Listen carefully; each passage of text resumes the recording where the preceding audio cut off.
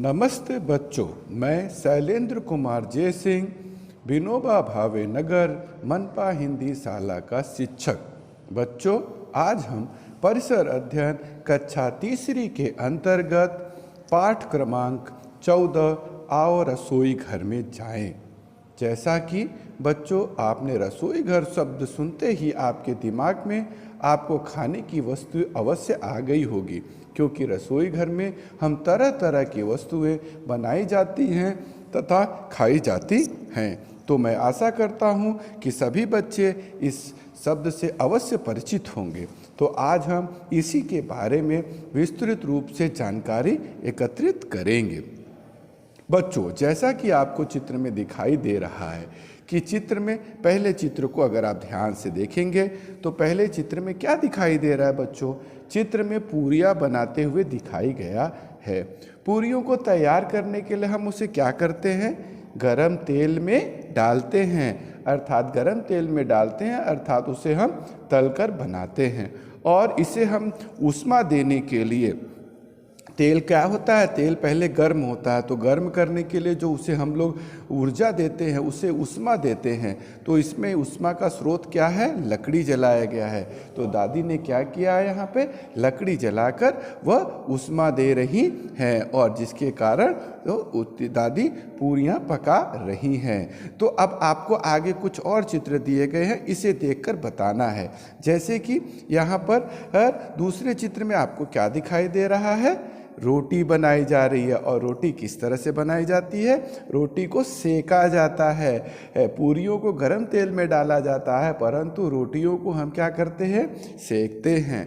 अगर तीसरे चित्र में अगर आप ध्यान से देखोगे तो वहाँ पर सब्जी बनाई जा रही है, और वह सब्जी है कैसी है? सूखी सब्जी है, तो जिसे गरम किया जाता है और कंटिन्यू चलाना पड़ता है निरंतर, नहीं तो वह जलने लगती है। और अंतिम में देखेंगे हम तो मम्मी क्या कर रही है? रसेदार सब्जी बना रही है। और रसेदार सब्जी में क्या होता है? पानी की क्वांटिटी या पानी की मात्रा अधिक होती है, उसे भी निरंतर चलाना पड़ता है। तो इस तरह से हम अलग अलग भोज्य पदार्थ होते हैं, जैसे पूरियाँ तलते हैं, रोटियाँ सेकते हैं, रसेदार पदार्थों को उबालते हैं और सूखी सब्जियों को धीमी आंच पर पकाते हैं। तो इस तरह से भोजन को पकाने में अलग तरह की विविधताएं पाई जाती हैं। तो अच्छा बच्चों, आपको कुछ बताना है, जैसे कुछ पदार्थों को बनाते समय ऊष्मा क्यों दी जाती है और कौन से पदार्थ बिना पकाए खाए जाते हैं। हम क्या होता है, जैसे कि हम चावल, रोटी, पूड़ी, सब्जी इत्यादि चीज़ों को हम ऊष्मा दी जाती है। ऊष्मा देने का मतलब जब उसे ऊष्मा देते हैं तो ही वो क्या होता है? पकता है। और हम कच्चा चावल खा सकते हैं क्या? या कच्चा आटा खा सकते हैं क्या? नहीं खा सकते। पर कुछ पदार्थ ऐसे होते हैं हम जिन्हें बिना पकाए खाते हैं, जैसे कि फल। कुछ फल जितने भी फल होते हैं ना, आम, सेब, केला, संतरा, ये सब जो फल हैं इसे हम बिना पकाए ही खा सकते हैं। कुछ सब्जियां भी होती हैं, जैसे कि चुकंदर, मूली, गाजर, इन सब चीज़ों को हम बिना पकाए खा सकते हैं। अच्छा, दूसरा प्रश्न का उत्तर दो बच्चों। भोजन बनाने के लिए लकड़ियों की अपेक्षा गैस का उपयोग सुविधाजनक क्यों होता है? सबसे बड़ी चीज़ क्या होता है? गैस को जलाना आसान होता है। दूसरी चीज़ क्या होती है? लकड़ियों को जलाने में समय बहुत लगता है। तीसरी चीज़, लकड़ी जलाने के लिए पेड़ों से तोड़ना पड़ता है, वो एक मेहनत का काम है। चौथी सबसे बड़ी चीज़ है कि लकड़ी जब जलती है तो धुआं निकलता है, और धुएं से प्रदूषण होता है और खाने बनाने में भी दिक्कत होती है। तो इसीलिए भोजन बनाने के लिए लकड़ियों की अपेक्षा गैस अधिक सुविधाजनक होता है। अब बच्चों, हम देखेंगे कि खाद्य पदार्थ कैसे बनाते हैं। लोग अपनी अपनी पसंद और रुचि के अनुसार आहार में अलग अलग खाद्य पदार्थ खाते हैं। जैसे कि हम सभी जानते हैं, दाल, चावल, गेहूं जैसे वस्तु लाते हैं, परंतु ये जो भोज्य पदार्थ है इन्हें हम बिना पकाए नहीं खा सकते। परंतु कुछ जैसे सब्जियां तथा फल लाते हैं, अंडे तथा मांस या मछली लाते हैं, इनमें से हम अपनी पसंद का खाद्य पदार्थ तैयार करते हैं। क्योंकि हमारे समाज में हर तरह के व्यक्तित्व के लोग रहते हैं, कोई शाकाहारी होता है, कोई मांसाहारी होता है, तो हर तरह के भोज्य पदार्थों को वह अपने भोजन में समावेश करता है। अधिकांश खाद्य पदार्थ को तैयार करने के लिए, अर्थात ज़्यादातर जो खाद्य पदार्थ है उन्हें तैयार करने के लिए ऊष्मा की आवश्यकता होती है, क्योंकि हम बिना पकाए उन्हें नहीं खा सकते थे। जैसे भात बनाने के लिए चावल को हम पानी में डालकर उबालते हैं, पूरियाँ या पकौड़ी खाना है तो उसे हम तेल में तलते हैं।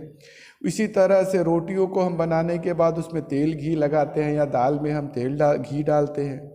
मोदक, इडली जैसे मोदक, इडली, ढोकला जैसे पदार्थ है जिसे कि हम भाप देकर बनाते हैं।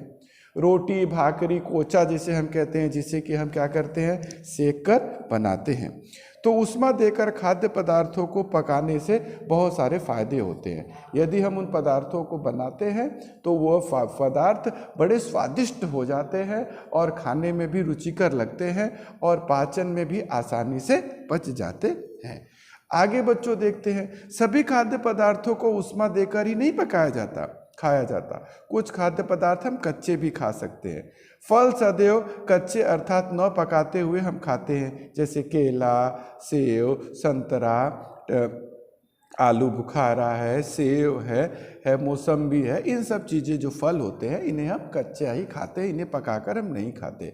कभी कभी हम सलाद के रूप में टमाटर, खीरा, चुकंदर, ककड़ी, मूली, गाजर, खीरे, रायते और केले के रायते इत्यादि चीज़ें हम खाद्य पदार्थों को बिना ऊष्मा दिए ही हम खाते हैं। चलो बच्चों, अब आपको स्वाद में अंतर अनुभव करना है। ये मनोरंजन की बात है, आपको ये करके अवश्य आपके घर में देखना है, परंतु ये बड़ों के सलाह के द्वारा ही करना। पापड़ को सेक कर खाते हैं और तल कर भी खाते हैं, सीधे तेल में डालकर तलते हैं और सेकते भी हैं। एक ही प्रकार के 2 पापड़ लो, एक को सेको और दूसरे को तलो, और दोनों को खाने के बाद आप इसका अंतर अवश्य पता चलेगा और इस अंतर को आप अवश्य बताएंगे। तो ज़्यादातर बच्चों जो हम पापड़ सेक कर खाते हैं वो अच्छा लगता है कि तल कर? तो बच्चों ज़्यादातर हम तल कर खाए, सेका हुआ पापड़ तले हुए पापड़ की अपेक्षा ज़्यादा स्वादिष्ट लगता है। ठीक है ना बच्चों? अब आगे देखते हैं। मूंगफली के दानों को हम भून कर भी खाते हैं और कच्चा भी खाते हैं। इनके स्वाद में क्या अंतर होता है और तुम्हें कौन से दाने खाने पसंद है? स्वाभाविक है कि मूंगफली के दाने हम भून कर भी खा सकते हैं, कच्चा भी खा सकते हैं, परंतु स्वादिष्ट तो भून कर लगता है, खाने में ही लगता है। और भून कर खाने में क्योंकि वो पूरी तरह से पक जाता है तो ज़्यादा अच्छा लगता है। और कच्चा खाना भी स्वादिष्ट होता है, परंतु भूनने की अपेक्षा थोड़ा सा कम होता है। तो आप लोगों में से ज़्यादातर बच्चे भुना हुआ मूंगफली ही खाने के लिए ज़्यादा पसंद करेंगे, ऐसी मैं अपेक्षा करता हूँ। तीसरा प्रश्न हम देखते हैं, कच्चे आलू की फाक और उबले हुए आलू की फाक के में स्वाद में क्या अंतर है? हाँ, होता है कि नहीं होता है बच्चों? अंदर होता है ना।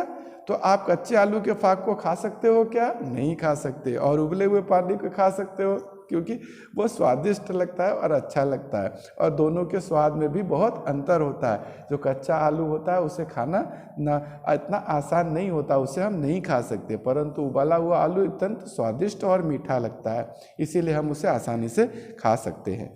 तो बच्चों हमने देखा कि ऊष्मा देने की विभिन्न विधियां हैं, जैसे कि उबालना, तलना, सेकना, और ऊष्मा देने के लिए हम अनेक प्रकार के ईंधनों का इस्तेमाल भी करते हैं। तो इस पाठ में हमने देखा कि किस तरह से हम भोज्य पदार्थों को किन किन विधियों से पकाते हैं और उसके लिए किन साधनों का उपयोग करते हैं। तो मैं आशा करता हूं कि आपको यह वीडियो अवश्य पसंद आया होगा। अगली वीडियो में हम आगे के इसी पाठ के दूसरे भाग में बचे हुए हिस्से को पढ़ेंगे। तब तक के लिए धन्यवाद, फिर मिलेंगे। बाय बच्चों।